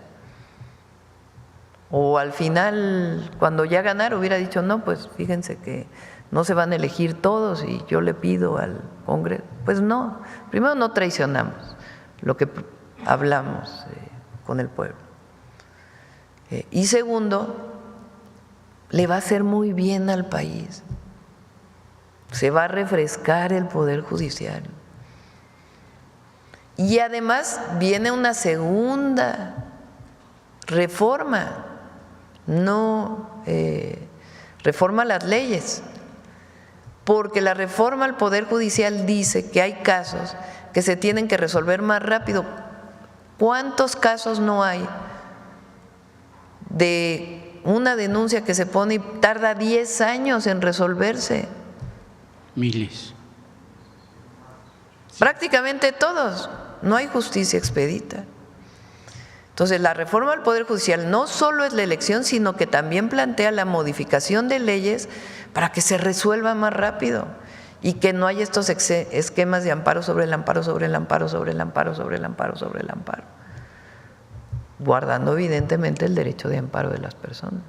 Entonces, toda esa segunda parte viene después de la reforma al Poder Judicial para que el nuevo Poder Judicial pues pueda cumplir no solamente con resolver de manera más justa los casos estudiados y sin que influya el poder del dinero, sino que además los procedimientos se van a hacer más expeditos. Es quizá, bueno, es una de las reformas más profundas de la Cuarta Transformación. La segunda pregunta, gracias, Presidenta. Ahorita que está el director de la CONAGUA, hace 30 de abril, le cuestioné sobre el tema específico del municipio de San Agustín Tlaxiaca. Usted nos dijo que iba a revisar el tema. Yo quisiera saber cuál es el avance, porque la semana pasada el alcalde David Medina tuvo un confrontamiento con los pobladores, utilizando la fuerza pública municipal, pues como la ley del garrote, golpeando a personas adultas mayores, mujeres, porque esta población lo único que está pidiendo es que su agua la administre, la distribuya y la cobre dentro de, obviamente, la alcaldía de San Agustín Tlaxiaca. En ese sentido, pues hasta la policía estatal pues amedrentó a la gente que participó en esa manifestación. La presidenta no utiliza la ley del garrote y la prueba es que obviamente pues los maestros se están manifestando y nadie los molesta. Hay libertad en este país. Entonces quisiera saber en ese sentido cuál es el avance, presidenta, y el pueblo de San Agustín Tlaxiaca le exhorta que pudiera intervenir la Secretaría de Gobernación como observadora de este problema, porque insiste el alcalde en entregar el recurso hídrico del municipio a una institución que es CACIM, una institución de las más mal calificadas a nivel nacional y que, bueno, también están amedrentando, están mal informando a la población que si no se le da el agua a CACIM, pues usted ya no, o ya daría la orden de ya no construir las más de 25,000 departamentos allí en donde está designado en Tlapacoya. Esa es una verdadera mentira porque ese es un proyecto que usted ya asignó, ya están los recursos y obviamente el municipio está en disponibilidad de que primero obviamente se satisfagan las necesidades de agua del municipio y compartir esa agua, pero siempre y cuando se pague esa agua en el municipio, que yo creo que es lo correcto y es lo justo. Y yo creo que si usted participa o hay una intervención de la Secretaría de Gobernación para que vaya la Conagua Nacional con la Conagua Estatal, que antes está ahí trabajando Rosalba Montelongo, Casanova y Alfredo Hernández Parra. Pues hoy, presidenta, si ustedes intervienen o observan, pues estas personas tienen empresas constructoras, tienen departamentos, tienen carros, y es con un sueldo de 30,000 o 25,000 pesos al mes, no pueden tener… ¿Ellos en dónde trabajan? ¿Quiénes son? Es Rosalba Montelongo, Casanova. ¿Pero y en dónde? En Conagua Estatal. Entonces, es muy importante que verifiquen ahí el tema de Conagua Estatal, porque la verdad, presidenta, es que si usted o la gente que participa con usted dentro del gobierno, pues sería una justicia social para el municipio. Gracias, presidenta. En ese caso en particular, o sea, hay que recordar que una parte digamos, el artículo 100 constitucional, lo que establece es que la operación de todo lo que tiene que ver con agua potable, drenaje y saneamiento es una responsabilidad municipal. En algunos casos, en algunas entidades, mediante convenios que se realizaron entre los municipios y las propias entidades federativas, se crearon organismos operadores que dan servicio a más de un municipio, digamos, administran una serie de municipios. En este caso, derivado de la reunión anterior, lo que nosotros pedimos es que se revisara a nombre de quién se encuentran los títulos de concesión y cuál es todo el antecedente legal que se tiene al respecto. Ya la dirección local tiene instrucciones para que una vez que se termine esta revisión se pueda convocar a las partes para intentar establecer un acuerdo, pero estamos revisando todo el antecedente y esto se va a atender durante los siguientes días. ¿Y cómo van a resolver ese tema? Porque ya es un levantamiento social en el que si hay golpes por parte de la policía municipal con personas adultas mayores, mujeres, pues eso es urgente porque no podemos aplazarlo y digo, yo lo entiendo que hay cientos de casos y obviamente no van a estar específicamente con San Agustín Tlaxiaca, pero sí es muy importante y yo vuelvo a reiterar, la gente de San Agustín Tlaxiaca trabaja, la gente de San Agustín Tlaxiaca es honesta, pero no va a permitir que se lleven sus recursos y que no dejen dividendos para el municipio. Porque es como le dije la anterior ocasión a la presidenta, es como si México le permitiera a países de Europa extraer petróleo, pagamos la electricidad, pagamos el personal, se llevan el petróleo y nosotros pagamos todos los enseres o los gastos que se te generen. Eso es imposible. Pues sí, no. O sea, hay que decir que pues todos somos mexicanos y que el agua pues se trata de un bien público de carácter nacional. Y en todo caso, estos temas que tienen que ver con administración y con cuestiones legales, pues requieren de un conocimiento exacto y previo de en qué circunstancias se encuentran exactamente. Es en lo que estamos trabajando, lo vamos a atender. Ahorita si quieres al final te pedimos tu número telefónico y te informamos con precisión Sí. en qué va. y cuál es la circunstancia en la que se encuentra, pero se está atendiendo y se va a atender. Sí, yo preferiría que fueran los pobladores, la gente que está haciendo la defensa del agua, porque además ya han sido amenazados y dicen que ya les van a levantar una carpeta de investigación. Pues ya sabe que la justicia y el Poder Judicial se caracteriza por crear carpetas falsas, y ahí nada más, si me permite, director, Juan Hernández, Froilán Hernández, Rocío Gutiérrez, Miriam Blanco, Salvador Osorio y Edgar Ponce, pues son las personas que están en la Defensoría del Agua, no están negados a compartir el agua, como usted bien dice, nos pertenece a todos los mexicanos, ¿no? Y además el plan hídrico de la presidenta pues es transseccional, y yo considero que debería de tener una transparencia, una objetividad, pero sobre todo una justicia social. Y en ese sentido, pues estas personas mencionadas pues ya han sido amenazadas, y dice que les van a levantar una carpeta de investigación, obviamente falsa, y a mí de ribete por venir a exponer el tema, ¿no? Pero pues ojalá que esto tenga un buen final, y por supuesto siempre insisto en una justicia social, que además es lo que caracteriza a la presidenta. Con mucho gusto, ahorita al final nos ponemos de acuerdo y los atendemos de manera personal. Muchas gracias. Presidente, ya para terminar… Lo importante aquí es que, primero, que no haya represión, obviamente. Segundo, que el objetivo es que haya agua. Exacto. Que el agua le llegue a las personas. En algunos casos se está buscando que las administraciones municipales puedan ponerse de acuerdo con la administración estatal, porque los municipios no tienen suficientes recursos para poder atender plantas de tratamiento. Hay muchas plantas de tratamiento, por ejemplo, en el país, que están en manos de los municipios, pero no tienen los recursos ni para pagar la electricidad. Entonces, nosotros necesitamos generar un esquema administrativo en donde haya los recursos suficientes para que todo funcione.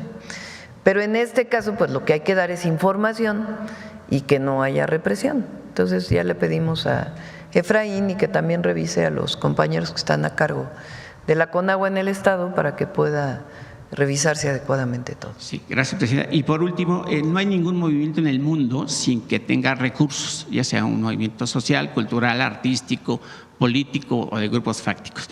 En ese sentido, presidenta, a mí me llega una carta de no voy a leer la carta porque obviamente es mucho tiempo, del profesor Oscar Pech, que lleva 38 años como maestro, desde primaria, secundaria, preparatoria y universidad. Él dice, como integrante maestro al interior de este gremio que enseña a los alumnos, que bueno, el movimiento de la CENTE pues participan maestros de Chiapas, Oaxaca, Guerrero y ahora Zacatecas. Zacatecas es muy curioso, dice Pech, porque pues ahí hay pues, una mano meciendo la cuna, pues nada más y nada menos que es Ricardo Monreal, que con mecanismos económicos pues hacía para que esto siga un golpeteo hacia su gobierno. Yo creo que no ha superado, ¿no? En ese sentido, presidenta, pues usted le dio el 9% de aumento salarial a los maestros. Nunca antes visto. Lo que pasó en Zacatecas, porque todo en su justo término, ¿no? Porque todo lo que pasa en Zacatecas, pues, ahora parece que es Ricardo Monreal. Zacatecas, ¿qué pasó? Por primera vez ganó la CENTE, la sección. O sea, recuerden que el CENTE es el Sindicato Nacional de Trabajadores de la Educación. Ayer lo explicaba, o antier, la coordinadora surge como un movimiento que busca la democratización. En aquellas épocas con Conquitud Barrios y luego con quien lo sucedió, el Bester Gordillo. Y la coordinadora buscó siempre la democratización de su sindicato, que ellos pudieran elegir a sus secciones sindicales en los distintos estados. Entonces, con la reforma que se hizo laboral, pues ahora es mucho más democrático la elección en las secciones. En Zacatecas, bueno, ahí se crea la coordinadora y la coordinadora pues tiene presencia o ha ganado las representaciones sindicales de a los estados. O sea, el CENTE se divide por secciones, que son las estatales. Y esas secciones, como la 22, por ejemplo, es de Oaxaca, y ahí la coordinadora, la CENTE, pues tiene más presencia que el CENTE. aunque todos son parte del CENTE, que es el Sindicato Nacional. Entonces, por primera vez en Zacatecas ganó la CENTE, la sección sindical, entre otras, pues por esta apertura en la elección de las secciones. Entonces, por eso hoy Zacatecas, pues la mitad de Zacatecas, poco menos de la mitad de las escuelas están en paro y están participando. Ya los temas más políticos y eso, pues es otra cosa, pero sí hay que explicar pues cuál es la razón, ¿verdad? Chiapas también tiene la coordinadora. Por ejemplo, Michoacán también la coordinadora tiene mucha presencia, pero ellos decidieron no irse a paro. Entonces también depende de cada uno de los estados de la República. ¿Y cuál se debe hacer? Ya lo dijo hace rato, pero ahí también, pues ahí está participando la gente del PAN, el Movimiento Ciudadano, pues para presentar al exterior, al interior del país, pues que tenemos un país sin rumbo, sin gobernabilidad. ¿Por qué buscan siempre una desestabilidad en el país, Presidenta? ¿Cuál sería el llamado a la oposición para no manipular, porque ya son adultos los profesores, pero cuál sería el llamado a la oposición, pues para que caminemos juntos en este país? Yo siempre lo he reiterado y lo voy a sostener, pues que aquí vivimos todos y estamos en el mismo barco, con diferentes ideales y diferentes pensamientos. Qué bueno que haya democracia en México y que haya oposición. Y tienen derecho, la oposición, a manifestar sus puntos de vista. Ellos tienen derecho a llamar a no votar. México es un país libre, democrático. El asunto es que decide el pueblo, ¿verdad? Entonces, la mayoría del pueblo de México está de acuerdo con el movimiento que nosotros representamos, que es el de la Cuarta Transformación. Pues tan es así que hace un año prácticamente el 60%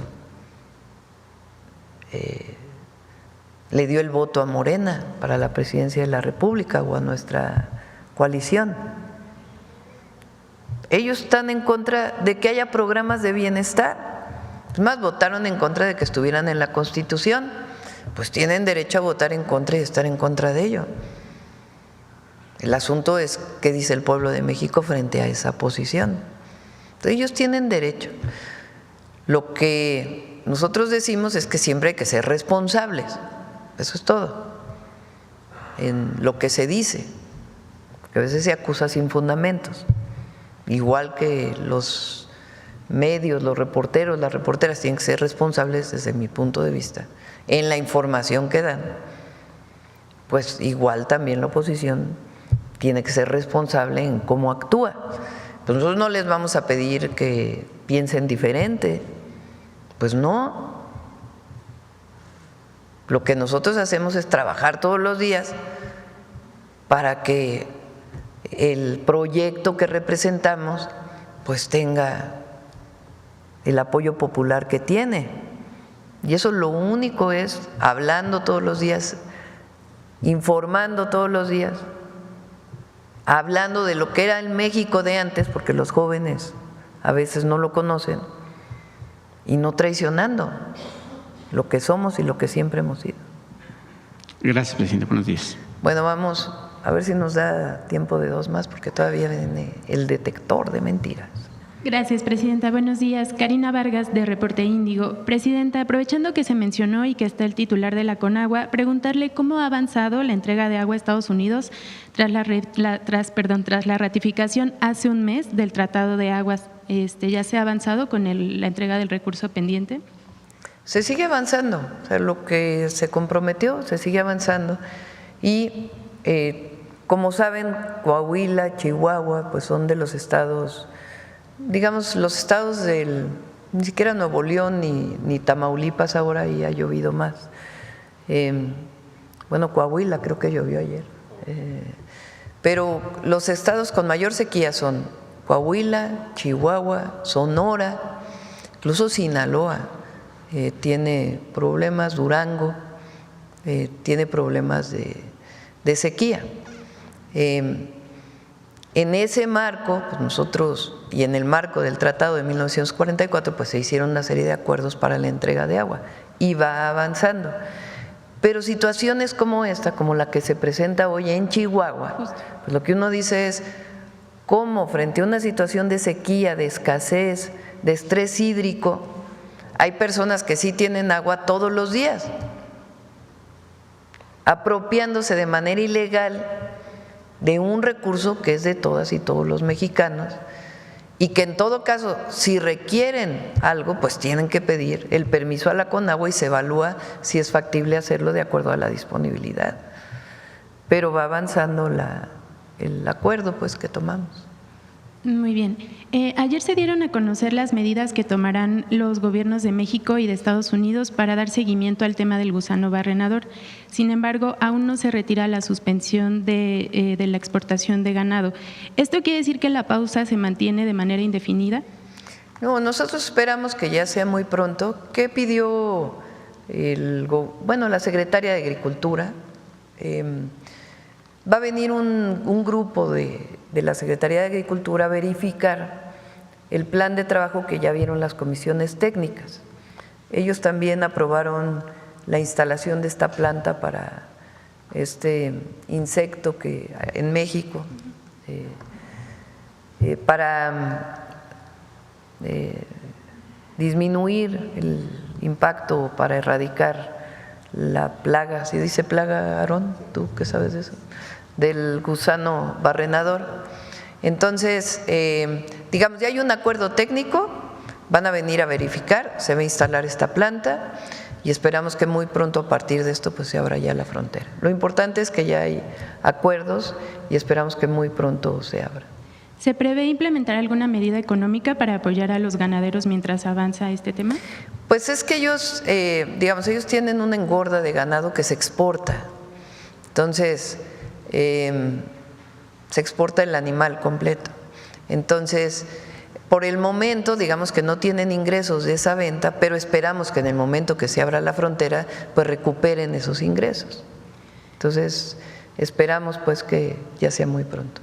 Justo sobre esta planta en Chiapas, ¿cuál será el apoyo que dará Estados Unidos? Se dijo que esta planta tendrá una inversión. Son recursos económicos para instalar la planta. Apoyará con recursos económicos. ¿Se sabe el monto? Porque se dijo que se requiere una inversión de 21 millones de dólares. Sí, ese es el monto que se daría para poner la planta, sí.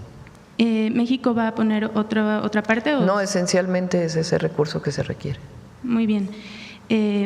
Presidente, el día de ayer, a partir de lo que informó el secretario David Kersenovich aquí en la mañanera, la secretaria de Salud precisó horas después que es el 39% de las niñas y los niños de las escuelas públicas los que tienen condiciones de diabetes y obesidad y 38% tienen debilidad visual. A partir de esto, primero precisar cuántas escuelas se han revisado y cuántas escuelas faltan por revisar. Sí, eso obesidad, no es diabetes. O sea, no es que ese porcentaje de niños y niñas es que tienen problemas de obesidad que los puede llevar a tener diabetes. Se descarta. Tipo 2, pero no es que todos esos niños y niñas tengan diabetes. Esa es la razón por la cual se está haciendo este programa de vida saludable, que tiene el objetivo de revisar a todos los niños de todas las escuelas del país de manera permanente con el Instituto Mexicano del Seguro Social y en el caso de que requieran lentes, se les van a regalar los primeros lentes, o sea, se les van a dar de manera gratuita los primeros lentes a partir de un programa que hay que decirlo, en donde participa el Gobierno de México a través de la Secretaría de Educación Pública y también empresas que están dando donaciones para poder hacer la evaluación, porque no solamente, pues ahora hay evaluaciones más detalladas para poder saber cuál es la dioptría que necesitan los niños. Pero ¿cuántas escuelas faltan por revisar o cuál es el universo que se está Entiendo que más o menos van como en el 20% a la fecha. Esta cifra podría fue variar. La última cifra que me dieron hace como 15 días. Sí. Gracias. Solo para precisar, entonces, no de diabetes, solo de obesidad. De obesidad, sí. Muy bien, y justo por este porcentaje de niños con debilidad visual, ¿se tiene contemplado mayor presupuesto para la entrega de lentes gratuitos? Hay un presupuesto del Gobierno de México y repito, se buscó que algunas empresas que hacen lentes nos ayudaran también con donaciones. Entonces va muy bien el programa. Finalmente, Presidenta, el viernes pasado se informó que el Parque Bicentenario ya está en manos del Gobierno federal, pero saber si además de esto le han informado de los avances de la investigación de lo que sucedió en el Festival Ceremonia para que la muerte de los fotoperiodistas Berenice y Miguel no queden Esa investigación la lleva la Fiscalía General de Justicia de la Ciudad de México. Yo creo que ellos tienen que informar en este caso. Y pues a partir del accidente y de otras irregularidades que tenían la concesión, se hizo pues un mecanismo jurídico para poder recuperarla. La tiene hoy la Secretaría de Cultura y se va a administrar en conjunto con la Ciudad de México, la Secretaría de Cultura, en un esquema similar como se administra el Auditorio Nacional. Entonces se está buscando un esquema de este tipo y poder tener pues mucho mayor presencia en protección civil y que haya mucho más actividades gratuitas de las que había entonces. ¿Se prevé la colocación de algún memorial en honor de estos? Tiene que definirlo con las víctimas la la Fiscalía General de Justicia, y nosotros lo apoyaremos en lo que requiera. Gracias, Presidenta. Sí. La última, ahora sí. Gracias, Presidenta. Buenos días. Preguntarle al director general de la CONAGUA, si me lo permite, Presidenta. El fin de semana pasado se dio a conocer que la CONAGUA realizará en Tamaulipas una inversión cercana a los 10,000 millones de pesos. Preguntarle al director si nos pudiera dar detalles en qué proyectos se invertirán estos recursos y qué factores influyeron para que se lograra este acuerdo con el Estado de Tamaulipas.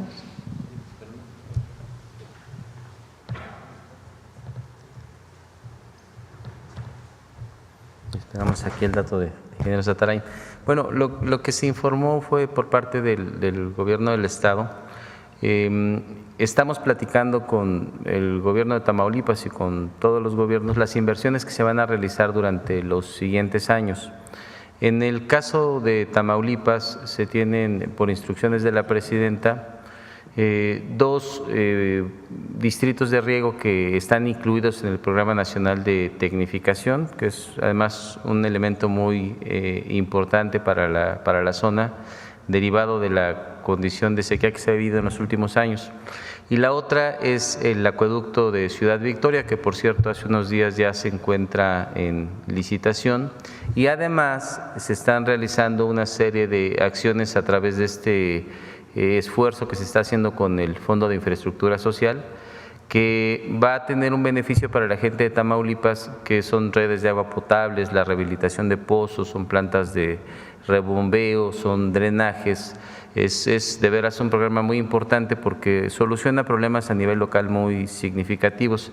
La inversión en cuanto a todas estas acciones que se están llevando a cabo, que contemplan no solamente la inversión de la Federación, sino también un compromiso de inversión del Estado y de los municipios, suma esta cantidad a lo largo de todo el sexenio. Se va a ir realizando una inversión año con año. Muchas gracias. Gracias. Gracias. Presidenta, en otro tema, ayer y hoy ha estado muy activo en redes sociales un programa grabado en un canal de periodismo independiente en el que quien era alcaldesa de la Cuauhtémoc en la administración local pasada hace una serie de aseveraciones contra el diputado federal Ricardo Monreal, mismos que pues para algunos aclaran y para otros suman a la serie de rumores de su operación en contra de Morena y usted en la elección local de la Ciudad de México en el 2021, donde la 4T perdió varias de las alcaldías que se ganaron en el 18. Preguntarle su opinión sobre estas aseveraciones y pese a esto y a otros señalamientos de supuesta traición a la 4T y a usted, ¿es el diputado Ricardo Monreal un político y un aliado confiable, presidente? Él trabaja hoy de manera muy importante en el movimiento.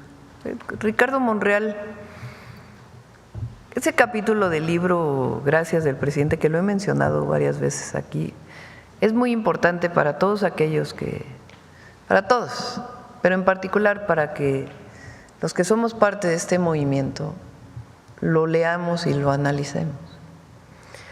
Él explica ahí cómo fue que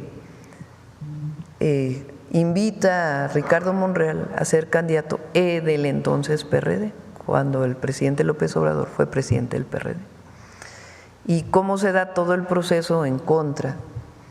Y al final, pues es el primer estado de la República que se gana por parte de un partido que entonces era de izquierda y ya desapareció, ¿verdad? Y ahí habla mucho de lo que representa la invitación de personas que a lo mejor originalmente no eran parte del movimiento, pero que se invitan a ser parte del movimiento y su contribución. Y a ver si lo tienen por ahí el libro. Me voy a llevar más tiempo, pero nada más que a ver si andan por ahí mis lentes, porque no voy a hacer que a ver si.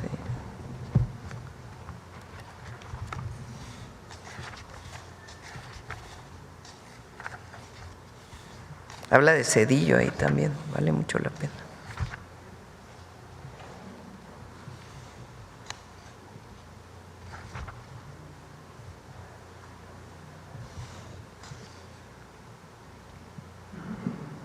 Fíjense, dice, con este ejemplo podemos ver qué tan importante es la postulación de candidatos externos. Cuanta mayor apertura, mejor. Cuando se lucha por hacer valer la democracia, no es aceptable el maniqueísmo. Los políticos no se dividen entre buenos y malos. Se distinguen sobre todo por su forma de actuar en determinadas circunstancias. Los fundadores del PRD, entonces, no éramos los únicos con derecho a participar. Repetía y repetía, el PRD no es nadie, no tiene dueño, es de todos, es un instrumento de lucha al servicio de la sociedad. Entonces, no se trata de buenos o malos, o de quién llegó primero. Esto tiene que ver con la congruencia.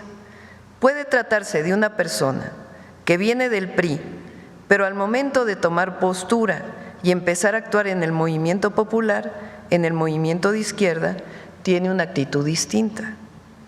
No se puede cuestionar o juzgar a priori, a rajatabla. Hay que cuidar los principios, pero debe concederse el beneficio de la duda. En política hay que correr riesgos para avanzar. Es indispensable equilibrar principios con eficacia.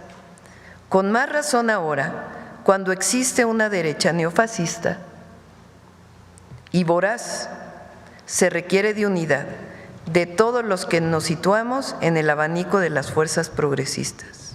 Ahora sí voy a leer mejor. No estamos para ponernos muy exigentes, para exquisiteces, para decir este compañero sí, este no, este tiene una manchita, este otro no, es puro. Así no se puede. La política la hacen hombres y mujeres, no se hace con santos. Pero por eso hay que tener una visión amplia y abierta para preservar lo fundamental y no fijarse nada más en lo accesorio. Aquí viene otra parte, dice: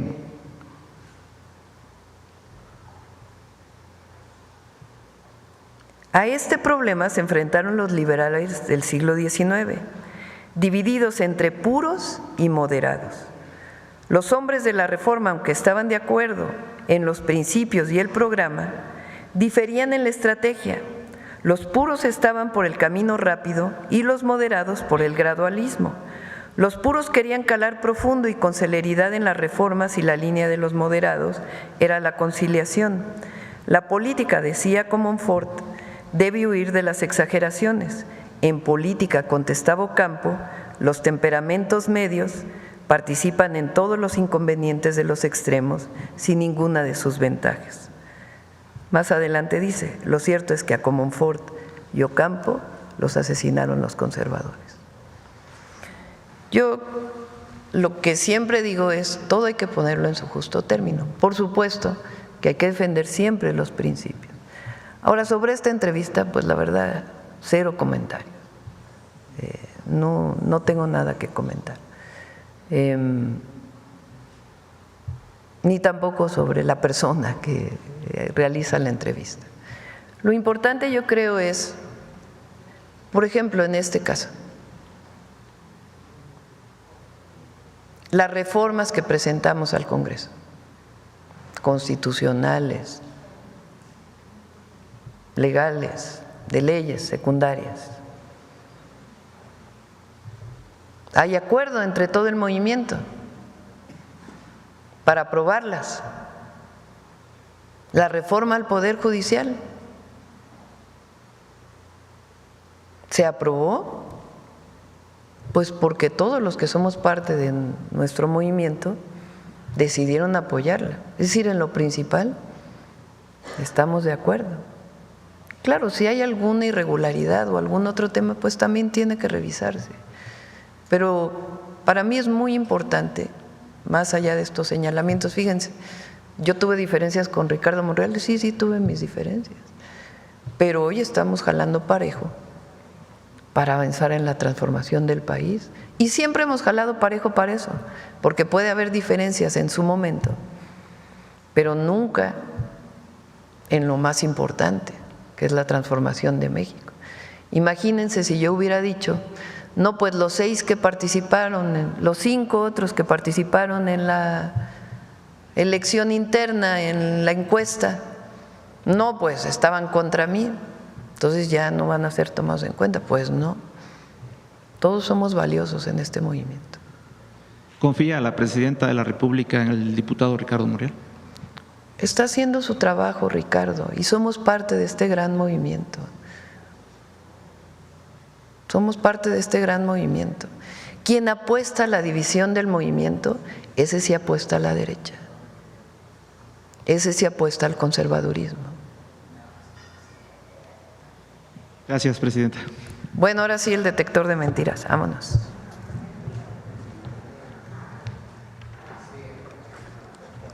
Con su permiso, Presidenta. Buenos días a todas y todos.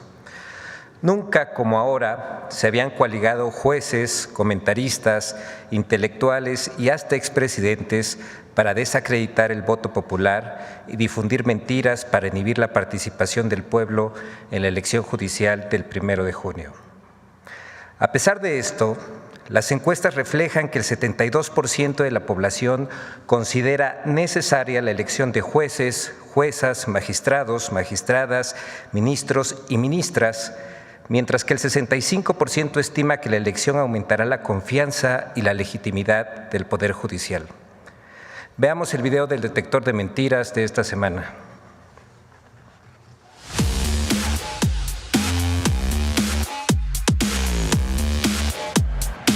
A unos días de celebrarse la elección judicial en México, políticos de oposición y comentaristas han impulsado en medios de comunicación y redes sociales una campaña para inhibir la participación de la ciudadanía con una ola de desinformación.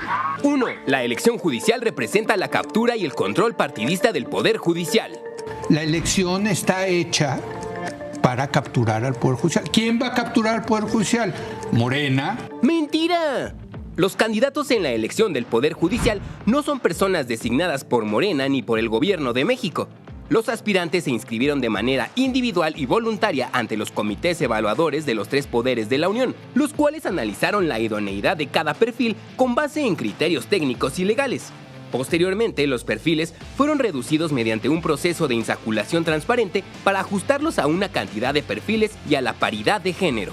El artículo 96 de la Constitución prohíbe a los partidos políticos realizar actos de proselitismo y posicionarse a favor o en contra de candidatura alguna en la elección judicial. 2. La elección judicial es una farsa. El resultado ya está decidido.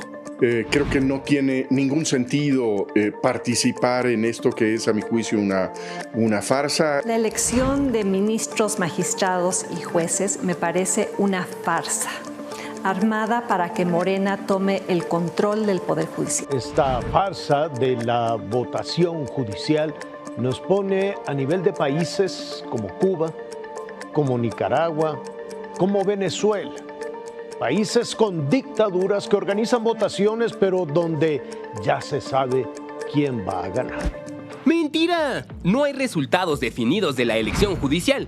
El 1 de junio, la ciudadanía votará de forma directa para elegir a quienes integran el Poder Judicial, lo que garantiza un proceso abierto, democrático y sin imposiciones. Todo el proceso electoral extraordinario para la elección de diversos cargos del Poder Judicial de la Federación es un mandato contemplado en la Constitución mexicana y fue diseñado e implementado por el Instituto Nacional Electoral.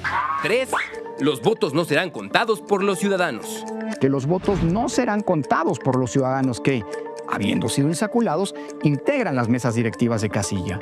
Se confirma, el tribunal ya confirmó que los ciudadanos no contaremos los votos en la elección judicial. El proceso carece de las garantías que siempre nos dio el INE. Los ciudadanos no contarán los votos. ¡Mentira!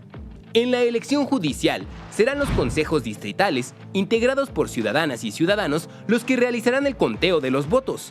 La Ley General de Instituciones y Procedimientos Electorales establece que para formar parte de los consejos distritales no se debe militar en ningún partido político ni haber participado activamente en alguna campaña electoral. 4. La elección judicial permitirá el triunfo de candidatos relacionados con el crimen organizado. ¿Por quién vas a votar? ¿Vas a votar por el corrupto o por el narco? Mientras tanto, el Financial Times, el diario británico, dice: la elección judicial le abre la puerta al crimen organizado. Es un experimento único. Por supuesto, el peligro, y esto lo hemos dicho muchas veces, de que el crimen organizado logre imponer a sus candidatos. ¡Mentira! De conformidad con el criterio sostenido en la tesis de jurisprudencia 11/97 del Tribunal Electoral del Poder Judicial de la Federación, el cual asegura que los requisitos de elegibilidad pueden ser analizados al momento del registro de las candidaturas y cuando se califica la elección, el Instituto Nacional Electoral revisará la idoneidad de los candidatos judiciales, pasadas las elecciones del Poder Judicial el próximo 1 de junio. 5. La elección elimina la independencia y profesionalismo del Poder Judicial. La gran víctima de una reforma como estas es la independencia judicial. La independencia judicial es un requisito indispensable para que un sistema judicial funcione. No voy a votar el 1 de junio en la elección judicial porque pienso que el resultado de la votación no va a traducirse en la independencia de este poder, sino justamente en lo contrario. ¡Mira! Con la elección judicial no desaparece ni el Poder Judicial ni la división de poderes. Otorga a los ciudadanos facultades que antes eran exclusivas del Poder Ejecutivo y Legislativo para elegir a través del voto a ministros, magistrados y jueces. Además, el 60% de las y los candidatos que participan en la elección judicial cuentan con experiencia al interior del Poder Judicial. El 60% de las personas que van a la elección son del Poder Judicial. Tienen experiencia dentro del Poder Judicial y el Poder Judicial tiene 2 vías para proponer. Allí en la boleta dice EF, que está en funciones y fue a la elección, decidió aceptar el pase directo que tenía, y los que propuso el Poder Judicial, los que propone el Legislativo y el Ejecutivo, también tienen un fuerte componente de gente que tiene experiencia.